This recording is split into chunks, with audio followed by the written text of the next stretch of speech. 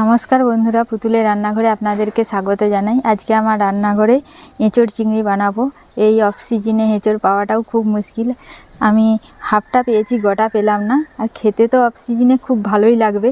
আপনারা প্রথম থেকে শেষ পর্যন্ত ভিডিওটি দেখুন, আপনাদের অবশ্যই ভালো লাগবে। পুরো একবারে অনুষ্ঠান বাড়ির মতোই রান্নাটা করব। এখন রান্নাঘরে যাই।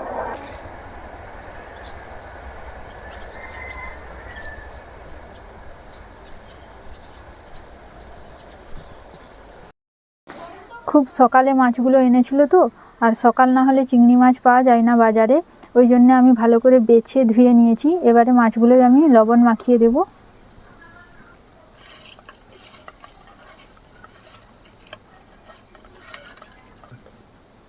মাছগুলো কত বড় বড় দেখেছেন।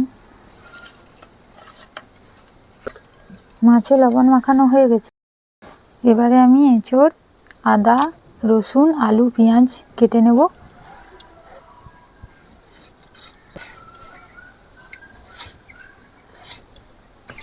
আলুর সাইজগুলো এভাবে কেটে নেব।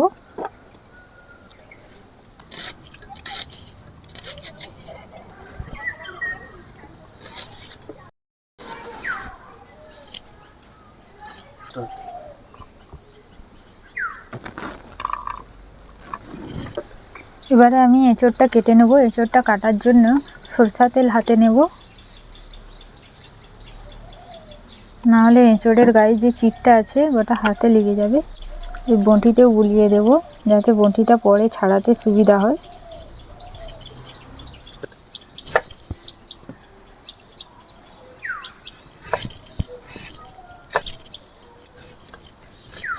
এঁচোড়ের উপরের এই চিটটা বাদ দিয়ে দিচ্ছি।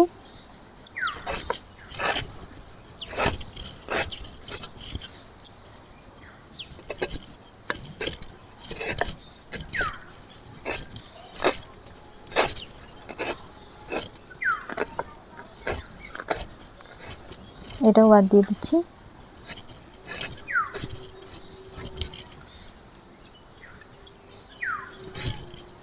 এরকম সাইজে আমি কেটে নিচ্ছি।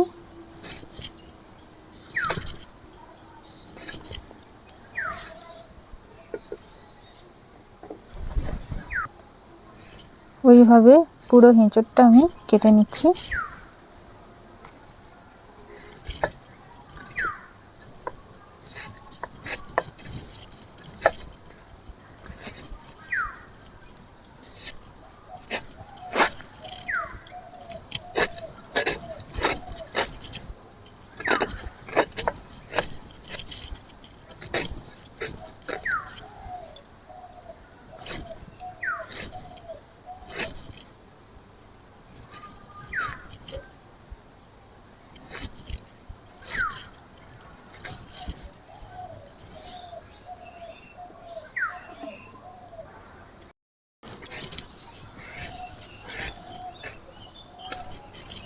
এই যে শিকটা দেখুন কত মোটা।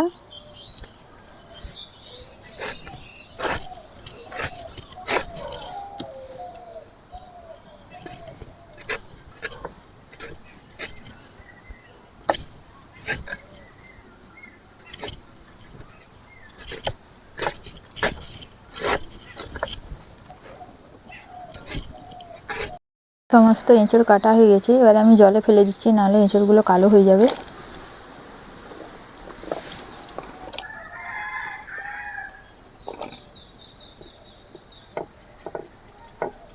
আলু আর এঁচোড় ভালো করে ধুয়ে নিতে হবে।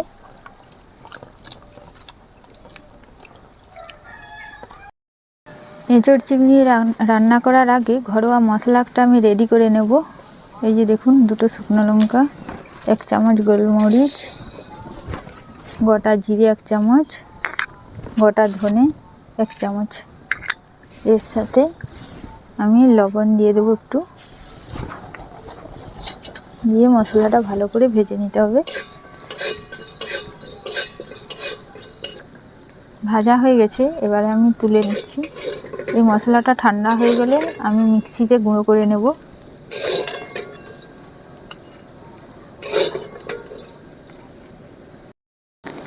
আলু আর এঁচোড় সেদ্ধ করার জন্য আমি কড়াতে জল দিয়ে দিয়েছি। জল গরম হয়ে গেছে, এবারে পরিমাণ মতো লবণ দিয়ে দেব।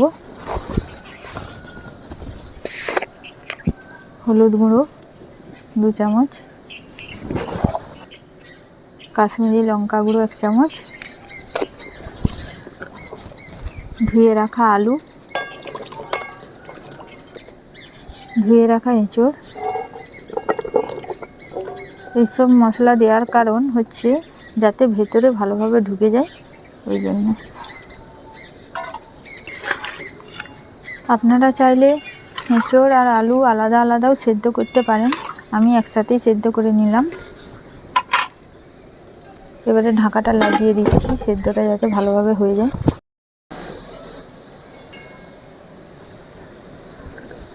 দেখি আলু আর এঁচোড় সেদ্ধ হয়েছে কিনা। এঁচোড় সেদ্ধ হয়ে গিয়েছে, আলুও হয়ে গেছে। এবারে আমি নামিয়ে দেব। কড়াতে তেল দিয়ে চিংড়ি মাছগুলো ভেজে নেব।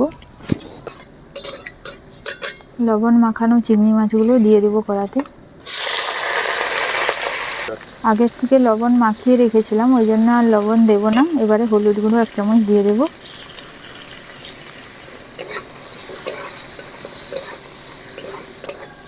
ভালো করে লাল করে ভেজে নেব।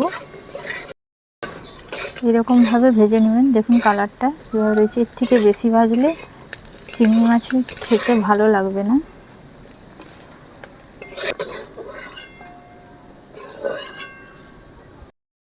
ওই কড়াতে তেল দিয়ে আমি এঁচোড়টা ভেজে নেব।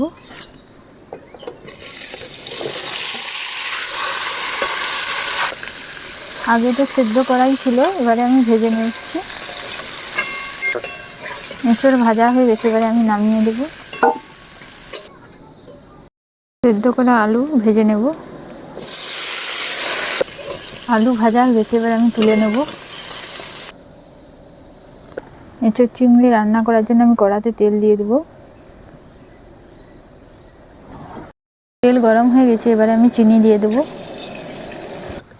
তেজপাতা, পেঁয়াজ কুচি,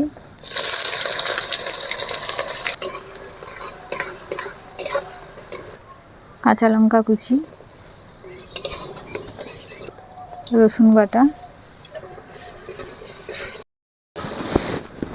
আদা বাটা, জিরে গুঁড়ো, হলুদ গুঁড়ো,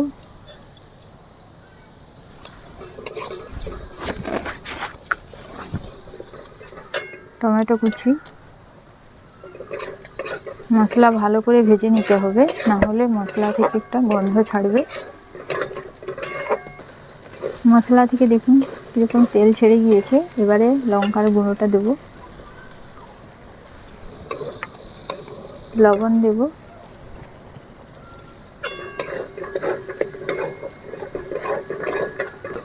মশলা আমি ভালো করে ভেজে নিয়েছি। মশলা ভাজা হয়ে গেছে। যে মশলাটা আমি ভেজেছিলাম সেই মশলাটা গুঁড়ো করে নিয়েছিলাম, 1 চামচ দিয়ে দেব। এটা রেখে দিলাম, আরও পরে দেব।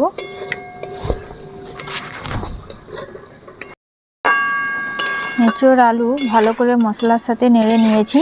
এবারে আমি ঢাকা দিয়ে রেখে দেব। 5 মিনিট রেখে দেব ঢাকা দিয়ে। এভাবে 5 মিনিট হয়ে গেছে, এবার আমি ঢাকাটা খুলে দেব। ঢাকাটা দিয়ে রেখেছিলাম কারণ হচ্ছে মশলাটা এঁচোড় আলুর সাথে ভালো করে যাতে ঢুকতে পারে, ওই জন্যে। এবারে আমি জল দিয়ে দেব।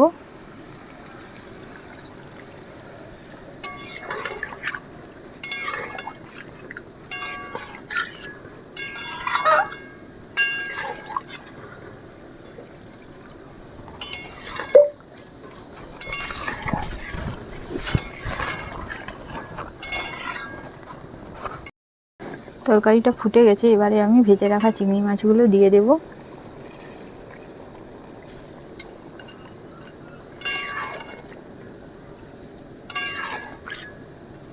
আরও 2 মিনিট এভাবে ফুটিয়ে নিতে হবে। 2 মিনিট এভাবে ফুটিয়ে নিয়েছি। এবারে গরম মশলার গুঁড়ো দিয়ে দেব। মশলা যে গুঁড়ো করেছিলাম আমি তৈরি করে, সেটা দিয়ে দেব।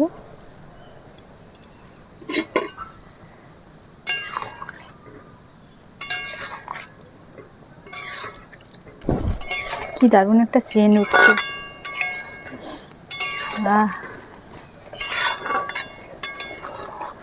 এঁচোড় চিংড়ি রান্না হয়ে গেছে আমার, এবারে আমি নামিয়ে দেব।